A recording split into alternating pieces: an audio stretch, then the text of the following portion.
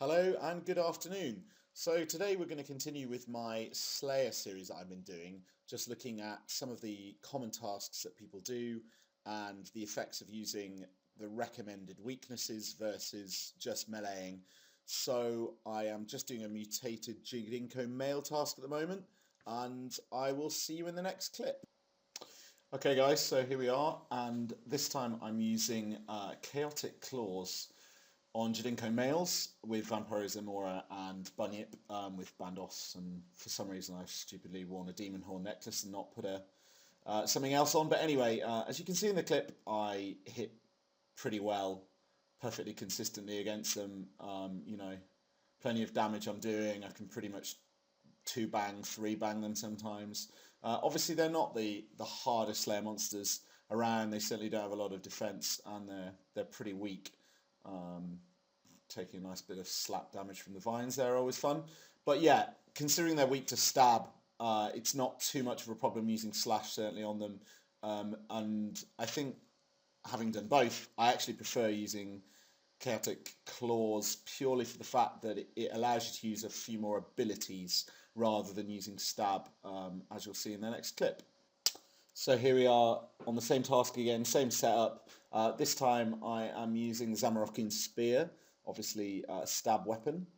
Just lagging on the screen a bit there, that's not very helpful. But yeah, I mean, similar kind of damage really.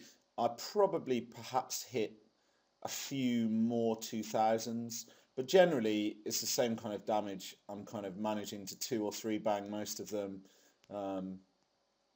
Damage kind of wise, yeah, 1500 plus there. Just see on the next one. Oh no, just trying to chop a vine, always helpful. Yeah, 2000 plus there, and then obviously when I maybe use an ultimate here, do I? Yep.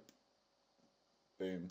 So to be honest, they're kind of comparable. I personally just find that, as I said before, using stab, particularly with the Zamorakian Spear, just means that you can use slightly fewer threshold abilities.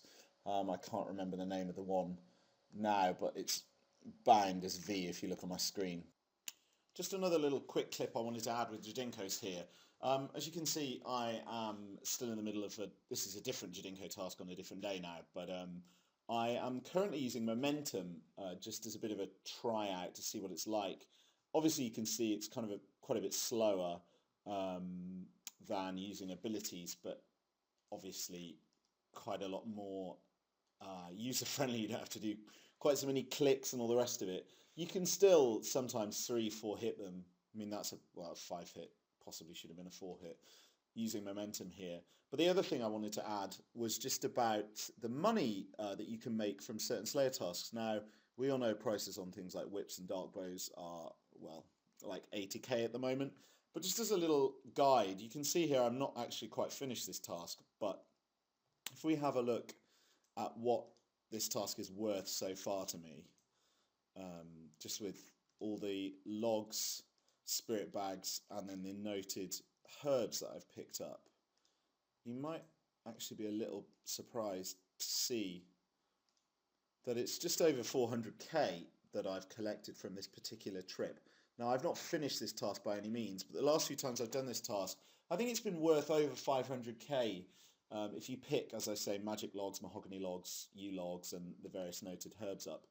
Now, I think you can probably kill around 200 of these if you use abilities in probably half an hour. With Momentum, probably more like 45 minutes, possibly even an hour. But certainly, if you use abilities and pick stuff up, I think killing Mutated Jadinko males will make you in the region of a mil an hour, possibly a bit less. But it's just something to note for those that think that, Slayer costs you money these days, which, don't get me wrong, in some tasks it does. But there are tasks around that you certainly make a bit of money from.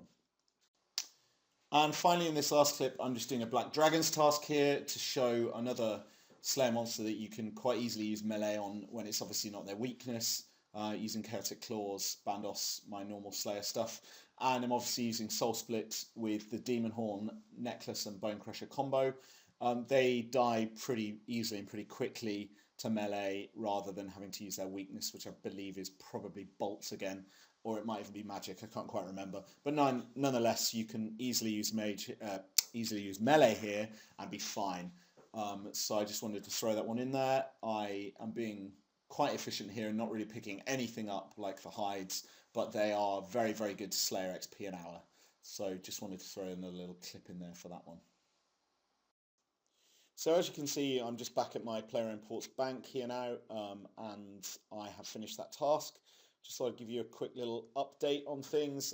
If you look up in the top right-hand corner, you can see that I've got close to 3.1 mil Slayer on my XP tracker. If we look now, I'm 92 Slayer and just 1.8 mil to go to 95. I had a Griffalapine task yesterday. So I was obviously down in the Polypore dungeon, and I quickly nipped down to the Ganodermic Beast area and had a quick chat to a couple of the people killing them down there. So thank you very much to whoever it was that told me. But it's nice to know that Ganodermic Beasts are still somewhere in the region of 2 to 3 mil GP an hour if you kill them. So hopefully my method is still going to be pretty good. I don't think me telling you my method is suddenly going to make all the prices drop, so I don't need to worry about that. But yeah, 1.8 mil Slayer to go, and then I can start making some serious money for some of my buyables. So I think I will end this video there. I'm sure I will be making a few more Slayer tasks in the next however long day or two, so expect to see a few more of those.